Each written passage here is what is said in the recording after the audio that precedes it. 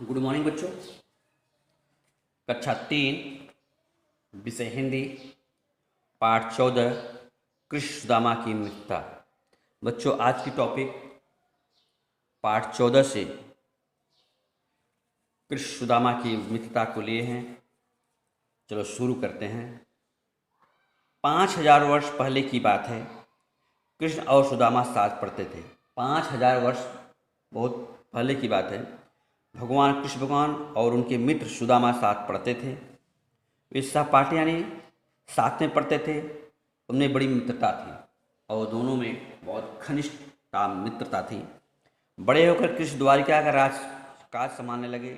जब बड़े हुए कृष्ण जी जब बड़े हो गए तो द्वारिका, जो कि गुजरात में है, उसका राजकाज संभालने लगे और सुदामा अपनी गरीबी में जीते रहे। और जो सुदामा थे अपने गरीबी में जीते रहे। एक दिन सुदामा की पत्नी अपने पति से कहा एक दिन जो सुदामा की पत्नी थी अपने पति से कहा कि कृष्ण आपके मित्र हैं, वे राजा हैं, उन्हें धन दौलत की क्या कमी है, आप उनसे मिलते क्यों नहीं, आपकी गरीबी दूर कर देंगे। एक दिन की बात है, सुदामा की जो पत्नी थी वो अपने पति यानी सुदामा से कही कि आपका मित्र कृष्ण आपके मित्र हैं, दोस्त हैं, वे राजा हैं, उन्हें धन दौलत की क्या कमी है, आप उनसे मिलते क्यों नहीं, आपकी गरीबी दूर करेंगे। सुदामा ने अपनी पत्नी से कहा कि मित्र अवश्य है। सुदामा ने अपनी पत्नी से कहे कि कृष्ण हमारे मित्र अवश्य हैं, बाल सखा हैं यानी बचपन के मित्र हैं, पर क्या अब मुझे दीन को पहचानेंगे? क्या वो बाल सखा हैं यानी बचपन के मित्र हैं, क्या आज मुझे इस गरीब को पहचानेंगे? आप जाओ तो पहले, मुझ पर पूरा विश्वास है। उनकी पत्नी ने यानी सुदामा की पत्नी ने सुदामा से कहती हैं कि आप जाओ तो पहले, मुझे पूरा विश्वास है वे आपसे दौड़कर मिलेंगे, हाल समाचार पूछेंगे और आपकी भरपूर सहायता भी करेंगे। पत्नी ने कहा यानी सुदामा की पत्नी ने सुदामा से कही कि आप जाओ तो पहले, मुझे पूरा विश्वास है वे आपसे दौड़ कर मिलेंगे, हाल समाचार पूछेंगे और आपकी भरपूर सहायता भी करेंगे। फिर बोली, आखिर कब तक हम लोग इस टूटी झोपड़ी में गरीबी गुजारा करते रहेंगे? सुदामा की पत्नी सुदामा से कहती है कि आखिर कब तक हम लोग इस टूटी झोपड़ी में गरीब गुजारा करते रहेंगे? आप एक बार जाकर अपने मित्र से मिलिए तो सही। आप एक बार जाओ अपने मित्र भगवान श्री कृष्ण से मिलिए तो सही। सुदामा द्वारिका जाने के लिए तैयार होकर सोचने लगे। सुदामा द्वारिका जाने के लिए तैयार हो गए और सोचने लगे, मित्र के घर पहली बार जा रहा हूँ, खाली हाथ कैसे चलूँ, कुछ सौगात ले लूँ। सुदामा ने कहा कि मित्र के घर में पहली बार जा रहा हूँ और खाली हाथ कैसे चलूँ, कुछ सौगात ले लूँ। घर में चावल के दाने के सिवा कुछ नहीं था। सुदामा के घर में चावल नहीं था, चावल के दाने थे, दाने थोड़ा बहुत खाना था और कुछ नहीं था। उनकी पत्नी ने थोड़ा चावल कपड़े में बांध दी, ऐसे सौगात रहा। और उनकी पत्नी जो थी कृष्ण भगवान के लिए, उनकी जो पत्नी थी थोड़ा सा चावल कपड़े में बांध दी और यह सौगात दी।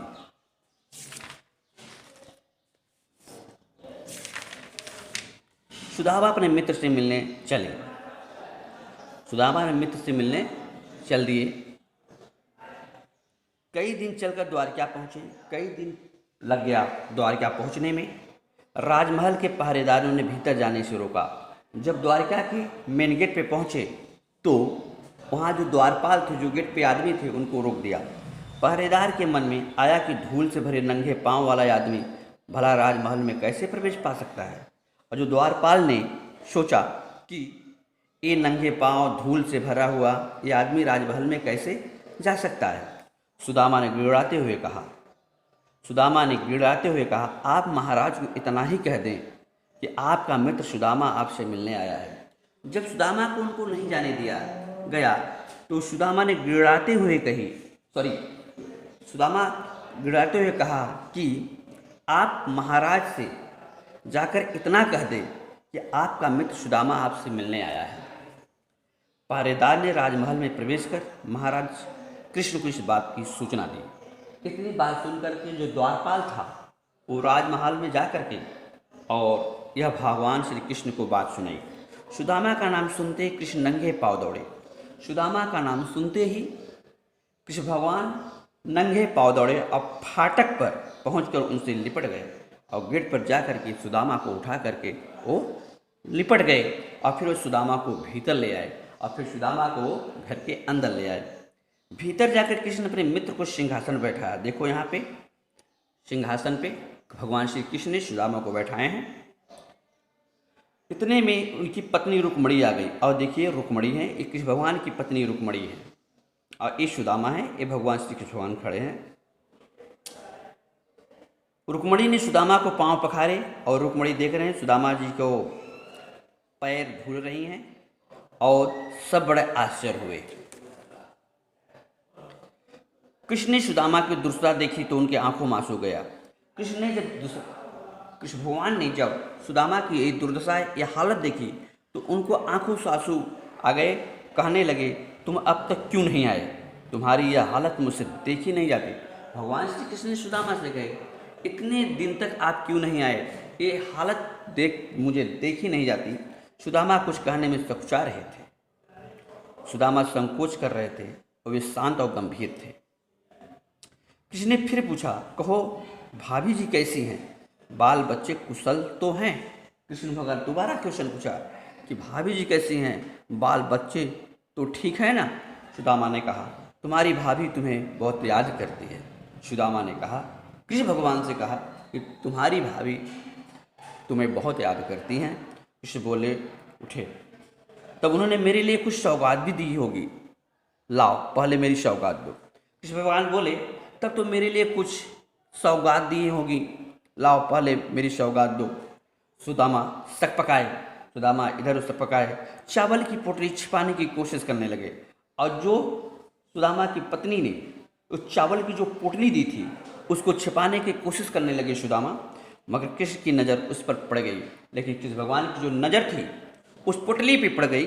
उनने झपट कर पोटली उठा ली और उसने झट से पोटली उठा ली और उससे चावल निकाल कर मुँह में डालने लगे और उसमें से जो पोटली में जो चावल था उसको निकाल करके मुँह में डालने लगे और बोले, आह कितना स्वादिष्ट है, भला इतनी स्वादिष्ट सौगात लाकर भी तुम मुझसे छिपा रहे हो।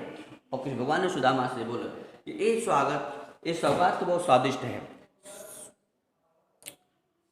भला इस स्वादिष्ट सौगात को लेकर के भी आप छिपा रहे हो। रुक्मणी ने दोनों को प्रेम पूर्वक जलपान भोजन करा और रुक्मणी ने दोनों को यानी कृष्ण भगवान को और सुदामा को जलपान भोजन करवाए प्रेम पूर्वक। सुदामा बहुत दिनों तक कृष्ण के महल में ठहरे।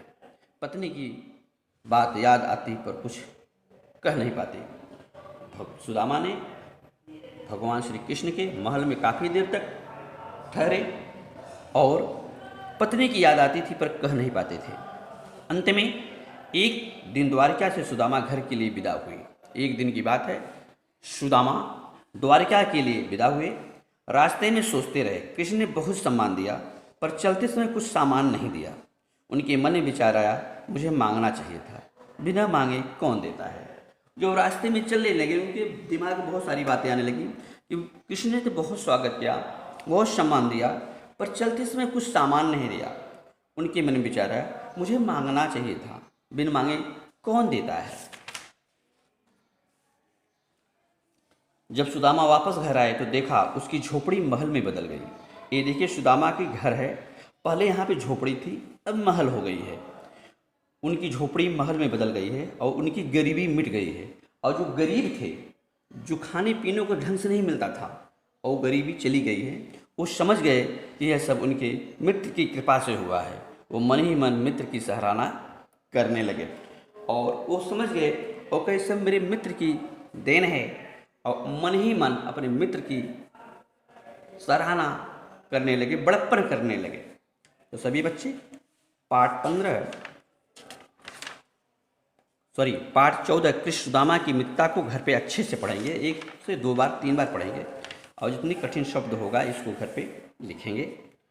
और पेज नंबर आप पे 52 है, इसका शब्द अर्थ को लिखेंगे और मेरे नंबर पर व्हाट्सएप करेंगे। जब मैं अगला वीडियो भेजूँगा तो पार्ट 14 का प्रश्न और उत्तर को पढ़ाएंगे और समझाएंगे। ठीक है, थैंक यू।